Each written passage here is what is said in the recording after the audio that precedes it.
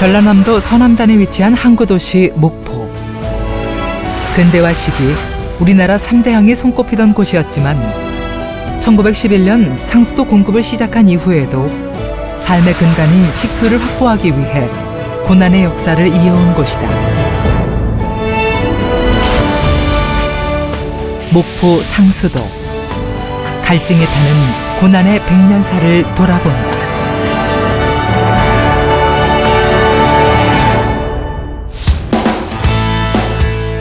한반도 서남단이 자리한 목포시.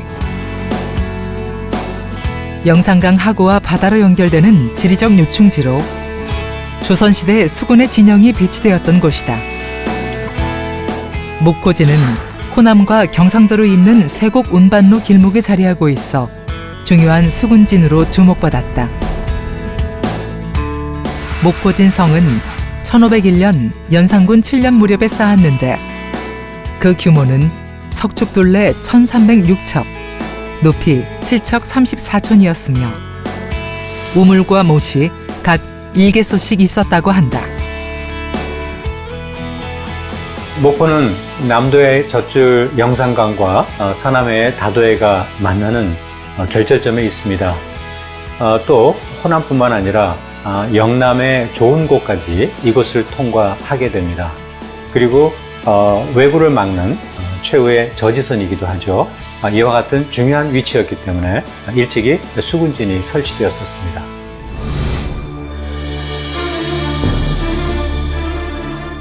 한반도 서남해의 방어기지였던 목포지는 1895년 7월 15일 고종 칙령 제141호에 의해 폐진되었다. 이후 1897년 10월 1일 개항을 맞으면서 목포는 근대도시로 성장하기 시작했고 식수 문제도 본격화되었다. 개항 당시 목포는 평지가 거의 없었다. 지금의 시가지는 모두 바위를 깎거나 바다를 막아 조성된 것이다. 이른바 매립의 도시인 목포는 태생적으로 물이 부족한 환경이었다. 이런 지역에 도시가 조성되고 사람들이 이주해 오면서 식수난은 일상 다반사가 되었다.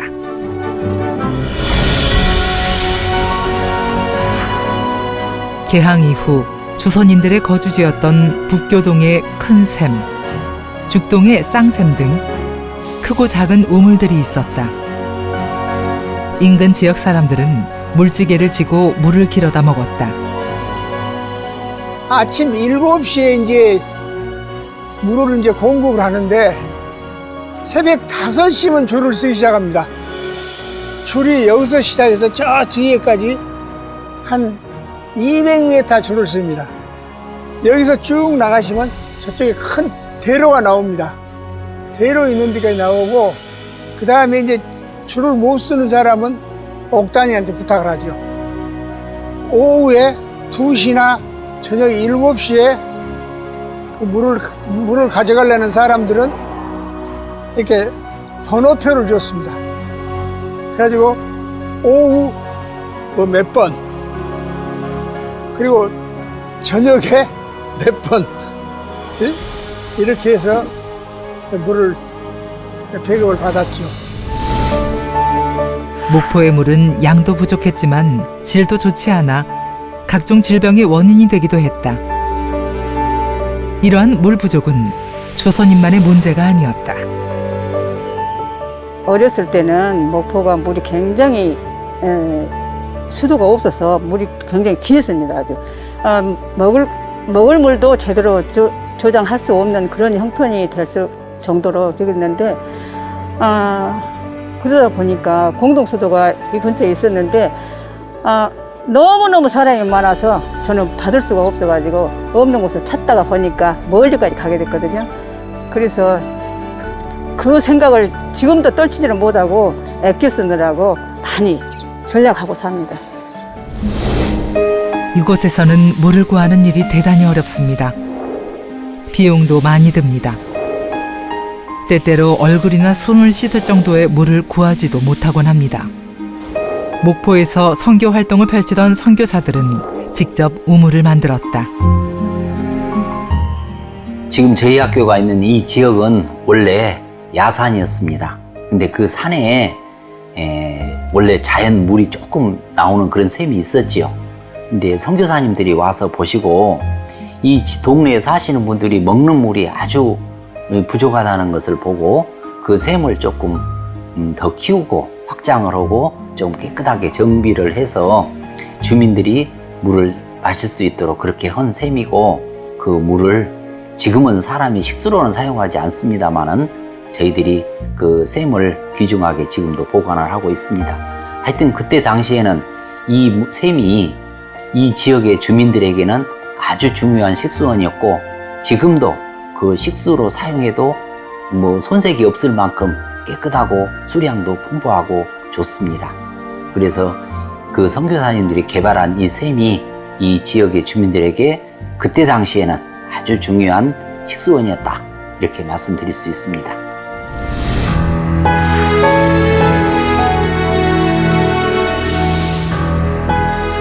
본 거류지에는 적당한 음료수를 구할 수 있는 곳이 없어 거류지의 외국인 약 800명이 모두 상간의 시냇물에 의지하는 어려운 실정입니다. 본 거류지회에서는 회의를 열어 우물을 팔 것을 결의한 후 수질이 좋은 땅을 선정하는데 수의를 소비하고 적당한 땅을 발견하였습니다.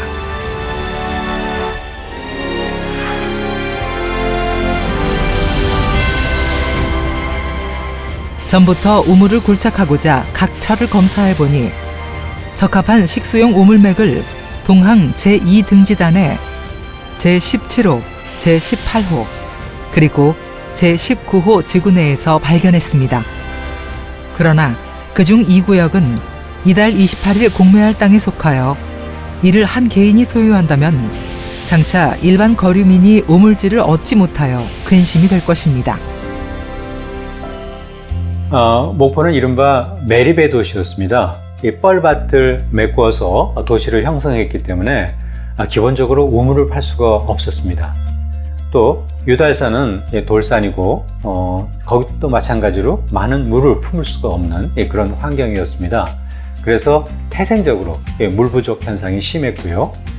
따라서 이를 위해서 저수지를 5수원지까지 만들었습니다만, 저수지가 만들어지는 속도보다 인구가 늘어나는 속도가 더욱더 빨랐고, 또 수시로 이어지는 가뭄, 이런 것들 때문에 목포는 일제강점기 내내 물 부족에서 벗어나지 못했습니다. 최초의 수원지 건설이 시작된 것은 1908년. 목포항 급수 사업 아래 목포 거류민단에서 내부에 인허와 보조금을 요청하고 2만 4천 환을 보조받아 수원 2개소 시설공사에 들어갔다. 제1수원지는 무안군 1호면 상리, 대박산 골짜기에, 제2수원지는 목포부 옹금동 유달산 골짜기에 축조되었다. 1910년 완공되어 1911년부터 상수시설 완비 후 급수가 시작됐지만, 이러한 수도시설은 대부분 거류지 내의 일본인을 위한 것이었다. 조선인들의 식수원은 여전히 샘이었다. 이렇게 물이 귀한 때에 우물을 파서 귀한 물을 얻는 데 큰 돈을 들인 이들은 송덕을 받았다. 그중 하나가 온금동 언덕길에 있는 정인호 시해 불망비다. 그 내용은 정인호가 천금을 들여 우물을 파서 물 없는 마을에 단비와 같은 존재가 되었으니 그 덕을 기린다는 것. 물이 귀한 목포였기에 이런 송덕비가 세워진 것이다. 북교동에 세워진 전주사 최여장 송덕비도 같은 공덕을 기렸다. 전주사 최여장이 값비싼 땅을 저렴하게 우물터로 내놓으면서 인근 주민들이 애타는 갈증을 면했다는 것이다.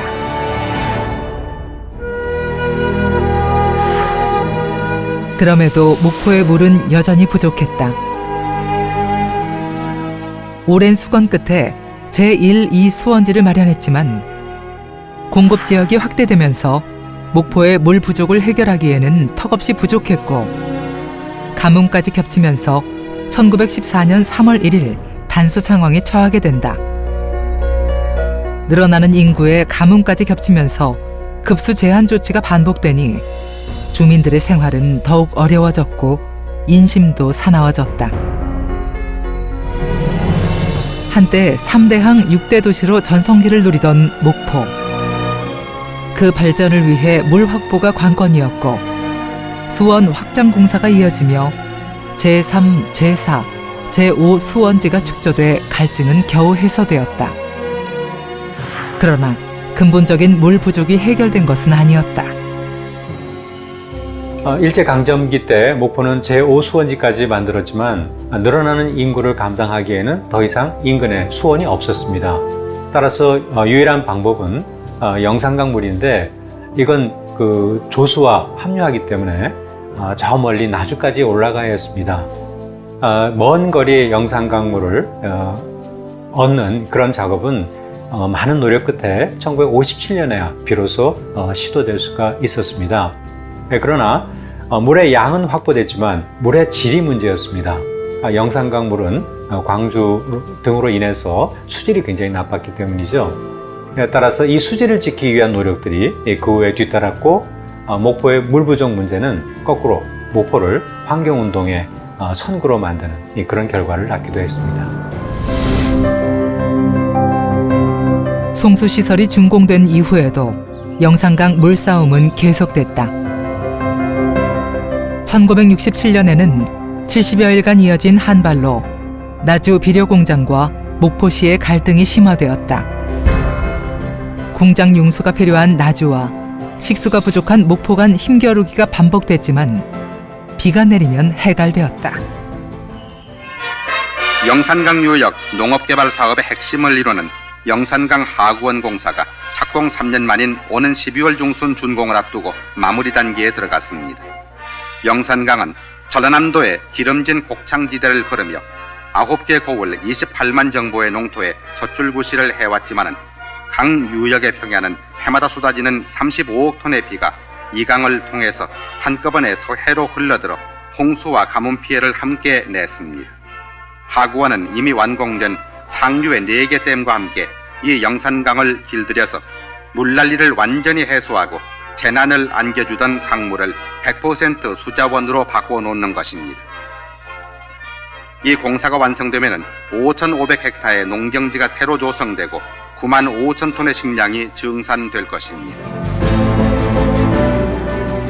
영산강 하구원 준공으로 인근 지역의 농업용수와 공업용수는 물론 식수까지 제공할 수 있는 영산호가 탄생했다.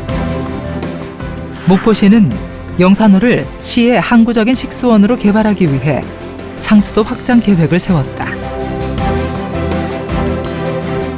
뜻밖의 소식이 전해진다. 영산강 상류에 주정 공장이 세워진다는 것. 이미 상류 지역의 생활하수, 공장 폐수, 축산 폐수 등으로 영산강의 수질이 문제가 되고 있는 상황에서 주정 공장 건립은 날벼락이었다. 1983년 6월 23일 서한태 박사를 중심으로 목포의 유지와 시민들이 모여 영산호 수질오염 방지 대책위원회를 창립했다. 이후 영산호 보존회로 이름을 바꿔 투쟁을 이어갔고 영산강 상류 소주회사 주정공장 설치 계획은 백지화되었다. 저희들보다 상위 우에서 취수를 하면서 내리는 물을 목포 시민이 먹기 때문에 목포 시민은 극력 반대를 하게 되어 있는 것입니다. 물찌개를 쥐고 물을 먹었는데 앞으로 물이 나빠졌을 때는 어떻게 되느냐 하는 것이 가장 관심사였고 또 저희들하고 같이 합류했던 반대하는 사람들이 정당에는 관계없이 목포 시민의 마음에서 끝까지 싸우겠다는 결의를 했던 것이 가장 큰 요인이 아닌가 하고 생각됩니다. 이후에도 영산강 수질은 끊임없이 문제가 제기됐고 식수원인 영산강 수질을 지키기 위한 목포 시민들의 환경 감시 활동이 이어졌다. 그들의 바람은 너무도 당연한 삶의 조건으로 국민 모두가 깨끗한 물을 먹을 수 있도록 하자는 것이었다. 고난의 연속이었던 목포의 상수도 역사는 1996년 주암댐 물을 공급받으며 전환기를 맞는다. 2005년 장흥댐 물을 급수받게 되면서 개항 이후 목포 시민의 타는 목마름은 해갈됐다. 이제 목포 시민 누구나 마음껏 자유롭게 깨끗한 물을 사용하고 있다. 지난 100여 년의 타는 듯한 갈증 탓인지 목포시의 수돗물 소비량은 물낭비라 할 수 있을 정도이다. 목포 상수도 역사, 갈증에 타는 백년사는 위기의 상황 속에 사재를 털어 우물을 만들어 더불어 잘 살고자 했던 마음과 힘든 상황을 어떻게든 타개하려는 노력, 그리고 우리 삶의 근간인 물의 소중함을 전하고 있다.